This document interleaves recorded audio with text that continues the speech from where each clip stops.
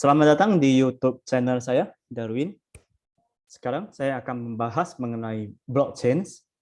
Dan ini sebenarnya hanya sharing aja karena saya pun lagi proses belajar secara konsepnya. Nah, di sini yang mau di-sharingkan itu adalah pemahaman mengenai blockchain itu apa, penggunaannya, dan implikasinya itu di mana. Sebelumnya, kita butuh tahu dulu perkembangan dari internet. Ada web 1.0, 2.0, 3.0. Ya, harusnya pernah dengar juga revolusi industri 1.0 sampai 4.0. Itu sebenarnya versi-versi tersebut tujuannya adalah kita bisa tahu di mana posisi kita sekarang. Oke, dalam web 1.0 ini adalah Internet of Connection, penekanannya kepada koneksi. Kalau 2.0 kepada information, 3.0 adalah kepada value. Coba lihat evolusinya. Jadi awal mulanya dari web 1.0 itu fokus kepada bagaimana pengaksesannya, baik itu desktop ataupun website. Tetapi ini masih belum terlalu apa. Yang penting adalah koneksinya. Mereka fokus kepada bagaimana kita bisa connect kepada internet. Evolusi masuk kepada web 2.0 yaitu penekanan kepada cloud-driven computing. Nah, kalau di 1.0 itu masih dedicated infrastructure. Artinya untuk koneksi baik itu di internet ataupun di lokal. Jadi kalau saya bilang koneksi tidak harus terhubung ke internet. Misalnya dalam satu gedung lantai 1, lantai 2, mereka bisa sharing data. Itu udah bagian dari koneksi. Hanya saja tergantung skopnya. Kalau memang hanya sekedar sharing data dan sistem itu hanya bisa diakses dalam satu gedung, nah itulah masih di eranya 1.0. Hanya koneksi penekanannya. Nah, tetapi pada saat udah masuk kepada information, pentingnya informasi, merek tentang informasi, berarti itu udah web 2.0. Nah, di sini udah berbasis kepada cloud computing. Kalau dedicated, kita butuh investasi kepada infrastrukturnya. Ada server sendiri, kemudian harus memikirkan manajemen risiko, karena kan server sendiri itu berarti harus ada ruangan khusus, kemudian butuh pikirkan bagaimana suhu ruangan itu sehingga servernya nggak mati dan lain sebagainya. Jadi besar gedenya, besar biayanya maksud saya. Nah, ketika di web 2.0, dia bukan dedicated, tapi udah cloud computing. Dan penekanan adalah kepada information. Cloud computing berarti tidak butuh membeli server, semuanya bisa hosting, bisa VPS, itu bebas. Yang penting cloud. Bahkan implementasi yang paling sederhana, sadar tidak sadar, kita setiap hari berkutat dengan cloud. Implementasi cloud. Contohnya apa? Google Drive, Dropbox. Itu semuanya kan cloud. Sehingga dimanapun kita berada, nggak harus membuka laptop, kita bisa mengakses data kita dari cloud. Kemudian di Web 3.0, ini mulai dari cloud computing menjadi edge computing infrastructure. Artinya dia mulai desentralisasi. Di sini sentral, di sini desentralisasi. Kenapa harus didesentralisasi? Nah, nantilah salah satu contoh implementasinya itu adalah di blockchain. Nah, ini evolusi setelah kita tahu posisi kita sekarang di mana. Dan detik ini, kita sebenarnya udah masuk ke eranya 3.0. Walaupun 1.2.0 itu masih ada. Oke. Jadi, di sini untuk blockchain itu sendiri, kalau bingung, blockchain itu kita samakan aja, jaringan atau internet. Awal mulanya muncul internet, banyak masyarakat yang merasa kayaknya nggak butuh internet, itu hanya keren-kerenan semata. Tetapi sekarang ini internet udah nggak bisa kita kesampingkan, itu menjadi kebutuhan utama. Nah, nantinya blockchain itu juga akan menjadi kebutuhan utama, tinggal masalah waktu. Dan komponen dasar dari sebuah blockchain adalah kita akan membentuk trust. Kenapa? Karena namanya desentralisasi, berbeda dengan sentral. Sentral itu kan terpusat. Artinya, dia butuh pihak ketiga. Contoh, ada marketplace. Marketplace adalah tempat kumpulan banyak pembeli dan banyak penjual. Kalau tidak ada orang penengah, bagaimana masyarakat yakin? Karena ini sistemnya tidak ada tatap muka secara online. Bagaimana pembeli bisa yakin ini penjualnya adalah penjual yang bukan abal-abal? Nah, oleh karenanya adalah pihak ketiga marketplace tersebut yang memastikan. Jadi kalau misalnya ada apa-apa ya nanti marketplace ini yang akan handle. Ketika udah masuk ke blockchain, itu enggak lagi istilahnya. Nah, tapi udah desentralisasi atau peer-to-peer. Dari pembeli langsung connect kepada penjual. Oleh karenanya, komponen dasar dari sebuah blockchain itu adalah trust.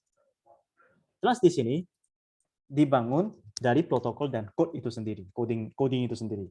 Kenapa? Karena blockchain itu kan desentralisasi, dia terbuka, semua node, semua titik itu ada.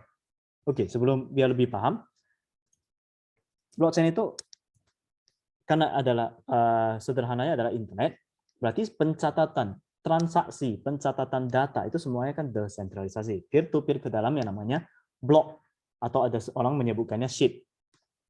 Nah, istilahnya sheet atau block itu yang disebut sebagai ledger. Ledger tidak dimiliki oleh siapapun, melainkan terdistribusi ke semua node. Jadi siapa yang terhubung ke jaringan blockchain, berarti semua node itu akan menyimpan transaksi. Dan kondisinya terenkripsi. Jadi blockchain ini terinspirasi dari namanya triple entry accounting. Accounting itu seperti gini, kan kita ketahui ada debit, ada kredit. Misalnya ada pemberi, dia memberi barang kepada si penjual. Berarti penjual ada debit kredit di pencatatan keuangan mereka, kemudian di pemberi juga ada pencatatannya. Nah, kemudian transaksi detailnya, ini bukan jurnal, kalau debit kredit itu masuk ke ranahnya jurnal, tetapi pencatatan transaksinya, keuangannya atau misalnya cash lah ya, intinya adalah pencatatan terpisah. Nah, itulah berarti ada 3 sisi, itu disebut triple entry accounting. Jadi blockchain itu terinspirasi di sana. Sebelum dicatat ke dalam ledger, ada proses yang disebut konsensus. Jadi hasil pencatatan dia nggak bisa diubah lagi. Selain itu, konsensus bisa juga mencegah yang disebut serangan double spending. Oke, sederhananya begini. Di dunia pendidikan, di akademis, biasanya kan ada dilakukan penelitian. Umumnya, kita nggak bisa pungkiri ya, pasti sering kita dengar namanya plagiarisme.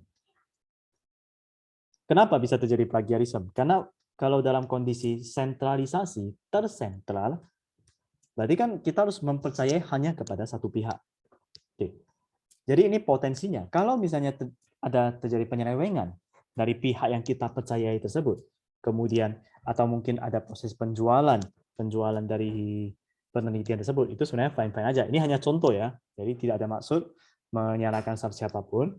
Tapi nah, dengan kondisi karena terpusat, berarti potensi dilakukannya plagiarisme itu besar sekali karena terpusat. Tetapi begitu udah didesentralisasi, terpencal dia, ke semua node itu ada, gimana cara melakukan plagiarisme? Bisa dibilang hampir tidak ada. Tetapi sebelum masuk disimpan ke dalam blok, itu apa yang membuat dia, oke, kali ini boleh simpan? Yaitu adanya konsensus. Nanti akan dijelaskan algoritma konsensus tersebut. Oke, berarti bisa dibilang, misalnya ada 100 node. Ya paling tidak 51%, semua node itu udah oke, maka baru akan disimpan. Karena dalam blockchain itu udah disimpan, dia nggak bisa dihapus. Tidak bisa diedit, hanya bisa disimpan. Nah, oleh karenanya itulah teknologi blockchain ini, kalau mau dilakukan plagiarisme atau mau penyelewengan, itu lebih susah. Terus pencatatannya, gimana sih struktur datanya? Nah, struktur datanya dalam bentuk marker tree. Bentuk pohon. Nah, ada header di dalam pohon tersebut, dia menyimpan hash yang berupa chain dari blok sebelumnya. Nah, ini kumpulan dari blok terhubung ke blok terhubung ke blok. Seperti itu. Nah, tetapi siapa yang mengatur ini semuanya? Ada yang disebut smart contract. Smart contract ini dia menggunakan teknologi cutting edge. Nah, ini cutting edge itu teknologi yang udah kekinian. Sistemnya adalah microservices. Jadi dalam smart contract, ada orang bingung apakah ini kontrak atau gimana. Ya benar namanya smart contract, tetapi implementasinya kalau seorang programmer, dia nggak usah bingung. Yang penting adalah lurus atau logic dalam coding untuk membangun desentralisasi. Jadi coding itulah yang disebut sebagai smart contract. Smart contracts will revolutionize how we do the business. Nah, contohnya gimana? Donation, lakukan donasi, itu bisa kita buat smart contract-nya. Kebijakan asuransi, kemudian copywriting, escrow lending, wills, and trust. Oke, saya akan ambil contoh nanti di bagian bawah, misalnya voting lah ya, implementasi blockchain. Dalam melakukan voting, mau voting dimanapun, bisa di perusahaan, kemudian ada voting misalnya pemilihan ketua BEM ataupun lain sebagainya. Mungkin saya ambil contoh yang ketua BEM. Nah, jadi sebelum memilih seorang ketua BEM, itu kan ada visi misi yang dia jabarkan terlebih dahulu. Setelah dijabarkan, asumsikan dari BEM itu akan diberikan dukungan dalam bentuk donasi ya, di mana donasi uang tersebut nantinya bisa dipakai untuk membuat program-program yang bisa merealisasikan visi dan misi tersebut. Kan harus diantisipasi supaya nanti ketua yang terpilih itu dia nantinya nggak bisa lakukan penyelewengan. Nah, oleh karenanya kalau langsung donasi dalam bentuk uang, misalnya 10 juta. Oke, 10 juta tersebut apakah dalam bentuk cek ataupun dalam bentuk cash? Oke, begitu uangnya udah sampai di sana, sampai kepada tangannya BEM atau di dalam kas, terkadang untuk mengontrolnya masalah transparansi itu menjadi satu isu. Oleh karenanya, untuk mengamankan kas tersebut, yaitu dibuatlah smart contract. Smart contract itu rules, yaitu sekian persen, misalnya 10% dari wallet ya, jadi uang itu udah dalam bentuk cryptocurrency, 10% tersebut bisa diambil setelah ketua BEM itu terpilih. Nah, 10% itu haruslah dia, bolehlah dia atur untuk program-program tersendiri. Setelah ada pencapaian, misalnya ada 10 program, 2 program sudah tercapai, maka 10% berikutnya nanti bisa digunakan. 20% sudah tercapai berikutnya, maka 10% lagi uang kas tersebut bisa dicairkan. Jadi aturan-aturan tersebut yang mengunci sehingga penggunaan uang kas dari hasil donasi di awal itu tidak bisa disalahgunakan ataupun dipakai untuk kondisi atau program yang kurang tepat sasaran. Jadi lebih terkontrol atau singkatnya itu seperti budgeting yang lebih terkontrol. Nah, itulah namanya smart contract. Kalau demikian dengan program biasa bisa nggak? Ya sebenarnya bisa. Dalam bentuk sentralisasi, misalnya pakai PHP, mau pakai Java, semuanya memungkinkan. Tetapi itu kan konsepnya adalah sentralisasi. Sementara ini kan skupnya adalah blockchain, berarti desentralisasi. Oke, jadi oleh karenanya smart contract itulah, atau smart contract itu adalah coding untuk menjalankan proses bisnis dari blockchain yang kita terapkan.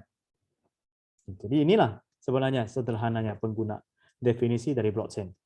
Tadi ada masalah algoritma konsensus.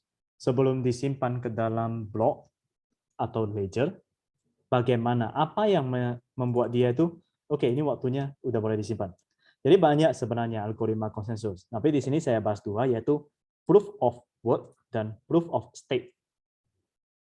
Untuk memahami masalah proof of work ini, blockchain kan udah diimplementasikan ke banyak hal. Tetapi yang paling sering kita dengar di sekeliling kita itu adalah Bitcoin.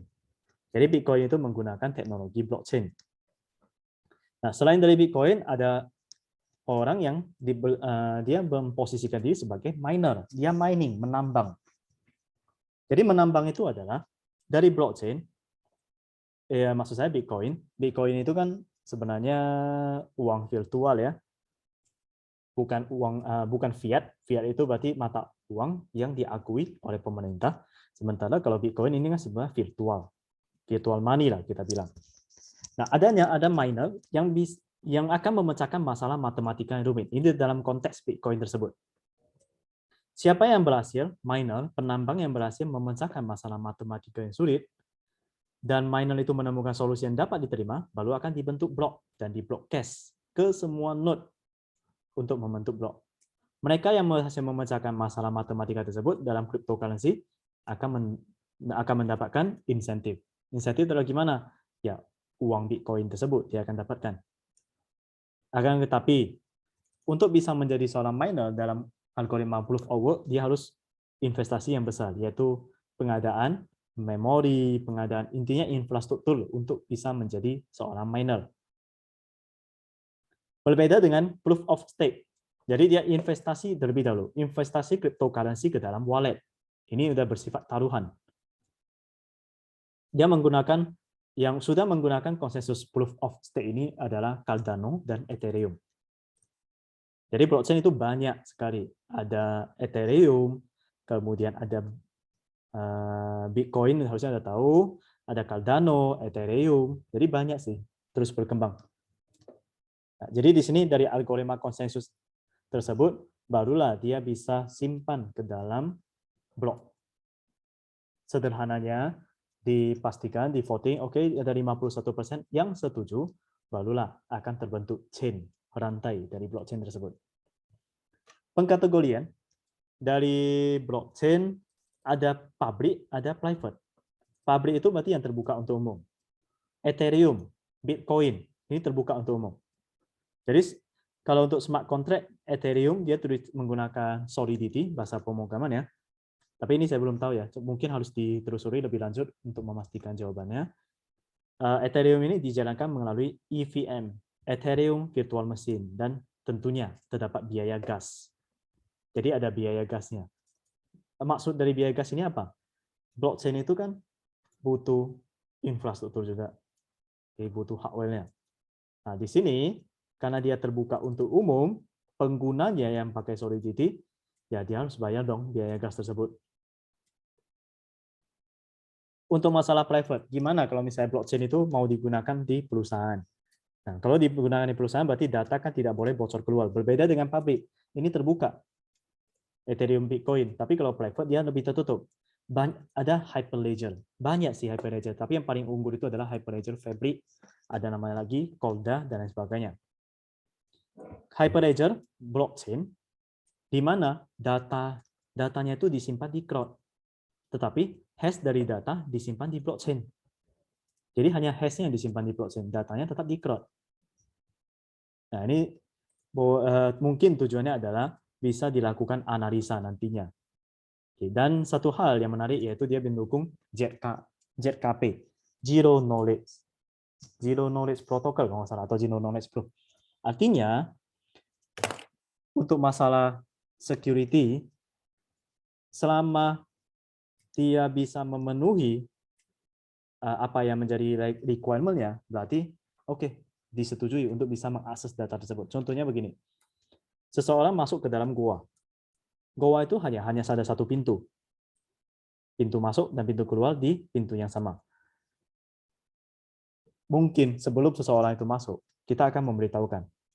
Kalau masuk nggak bisa keluar, berarti akan selamanya mati di dalam.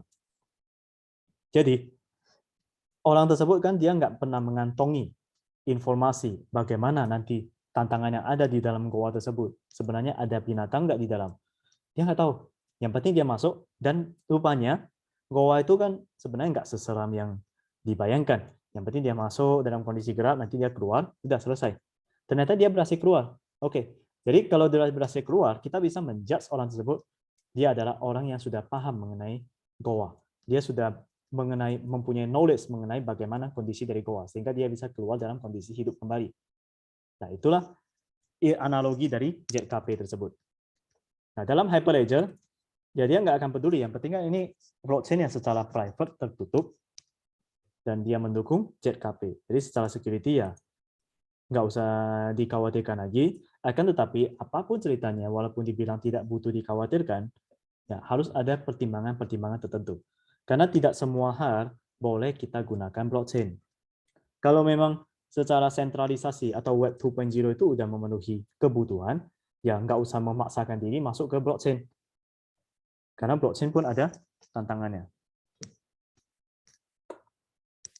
Bagaimana? Tadi kan ini mengenai open source dari blockchain. Terus implementasi blockchain udah di mana aja? Cryptocurrency ini udah jelas. Dan inilah yang pertama kali. Karena awal mulanya orang lebih mengenal Bitcoin daripada blockchain. Kalau dia pakai Ethereum, cryptocurrency-nya itu adalah disebut Ether. Blockchain juga udah digunakan di dunia medis. Contohnya, kalau secara sentral, masuk ke rumah seorang pasien, masuk ke rumah sakit A, berarti data pasien tersebut hanya ada di rumah sakit A. Kemudian saya berkunjung ke rumah sakit B. Rumah sakit B itu dia nggak punya data atau histori dari pasien tersebut. Nah, oleh karenanya, kalau memang rumah sakit B itu harus mengecek secara keseluruhan kondisi kesehatan pasien, dia harus cek dari awal. Nah, kalau udah menggunakan blockchain, dimanapun dia berada, baik di Indonesia ataupun di luar negeri, pada saat identitasnya udah dimasukkan, nah datanya itu langsung keluar. Dia pernah berobat di rumah sakit ini, dia pernah udah masuk ke rumah sakit ini. Nah, seperti itu. Jadi semuanya udah desentralisasi dan data itu nggak bisa diakari karena udah tersimpan di blockchain kan nggak bisa diubah. Dan kebetulan berdasarkan pengalaman akhir-akhir ini saya melihat juga di rumah sakit di Indonesia pada saat dimasukkan identitas ternyata diketahui histori dari dulu sampai sekarang. Histori dia pernah berobat ke rumah sakit ini, dia berjumpa dengan dokter siapa, tanggal berapa, jam berapa, lengkap semuanya. Berarti dia telah menggunakan blockchain. Berpindah rumah sakit, informasinya sama. Jadi bukan artinya bertukar informasi. Kalau memang sentralisasi di Web 2.0 mau tukar informasi itu sebenarnya bisa. Hanya saja mau sampai gimana, karena itu kan jadinya open API. Tetapi karena dengan menggunakan blockchain dan hanya membaca data, toh data pasien yang dulu-dulu kan nggak butuh kita ubah. Ngapain kita revisi? Nah, itulah kecocokan kita menggunakan blockchain. Di dunia bagian voting, itu menggunakan blockchain itu lebih menjamin kepada transparansi, kemudian konsistensi, komitmen, serta good corporate governance. Ini sih penekanan kalau menggunakan blockchain dalam voting. Supply chain. Pernah tidak memberi makanan, misalnya susu, nggak usah susu, biskuit. Memberi biskuit, saya mau tahu ingredientnya apa. Itu bisa diketahui dari kotaknya. Tetapi dari kotak tersebut, kan harus tahu, bisa nggak ya, dari ingredient ini dia belinya dari mana? Dari supplier mana? Bagaimana prosesnya? Dari kapan sampai kapan? Atau singkatnya adalah product journey, dari bahan baku sampai kepada bahan jadi. Kalau sentralisasi, Web 2.0 bisa nggak didapatkan informasi itu? Bisa, tetapi kita lakukan trace back lebih jauh, lebih susah. Kenapa? Perusahaan yang memproduksi biskuit tersebut, oke, bisa lah kita dapatkan dari sana. Kemudian dia beli dari supplier mana? Nah, berarti harus flashback lagi, lompat lagi ke informasi ke supplier. Tetapi sebelum sampai kepada supplier, transportasi atau pengantaran bahan baku sampai kepada perusahaan tempat pengolahan biskuit tersebut, bagaimana journey-nya?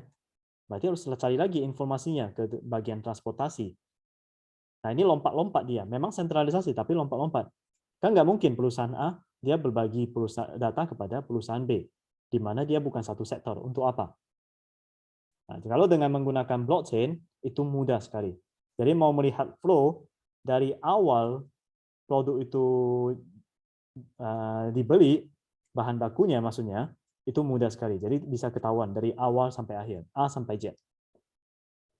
Begitu juga di distribusi obat, dia juga ketahui bagaimana, ini salah satu blockchain yang mengatur rantai distribusi obat itu adalah MediLedger. Untuk ada NFT, non-fungible token, jadi gambar, itu udah punya hak kepemilikan. Jadi hak kepemilikan itu bukan dalam bentuk fisik lagi, tapi sudah dalam bentuk blockchain. Ada MetaMask, wallet application, ada ini Diligence, Ethereum Smart Contract Audit, ada Quorum, open source blockchain platform, ada Decentraland. Ini menarik ya, berarti virtual world yang menggunakan blockchain Ethereum. Jadi virtual world, kita bisa memberi tanah. Biasa beri tanah kan secara fisik, ini memberi secara virtual. Jadi jual beli tanah, kemudian kalau misalnya tiba-tiba, saya pengen bertetangga nih dengan seorang artis. Nah, di tanah virtual world itu memungkinkan sekali.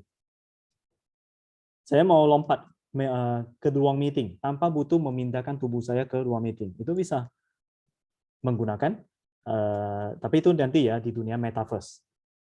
Memungkinkan sekali, karena kita lihat sekarang ini banyak bisnis-bisnis yang awalnya bukan online, yang sudah masuk ke online, dan dari online mulai migrasi kepada teknologi metaverse. Yaitu semuanya adalah blockchain. Dengan menggunakan sentralisasi di Web 2.0, itu ada satu tantangan, yaitu masalah, bukan satu, malah dua. Yang pertama masalah storage, dan yang kedua adalah flow dari datanya, journey dari datanya, itu terlalu besar. Jadi kalau dengan menggunakan blockchain yang tersentralisasi, semua node itu kan menyimpan data. Jadi untuk mengakses informasi dari awal sampai akhir itu mudah sekali. Tapi ingat, kembali saya mau remind, tidak semua hal menggunakan blockchain itu pasti tepat sasaran, tergantung kebutuhan. Kalau memang secara sentralisasi masih memungkinkan memenuhi requirement yang ada, oke, berarti blockchain boleh dikesampingkan dulu. Hanya saja kalau mau dipelajari ataupun standby untuk masuk ke blockchain, itu dipersilakan. Demikian pemaparan saya mengenai konsep blockchain, penggunaannya, serta implikasinya. Semoga bermanfaat. Ingat like dan subscribe YouTube channel saya, Darwin. Terima kasih.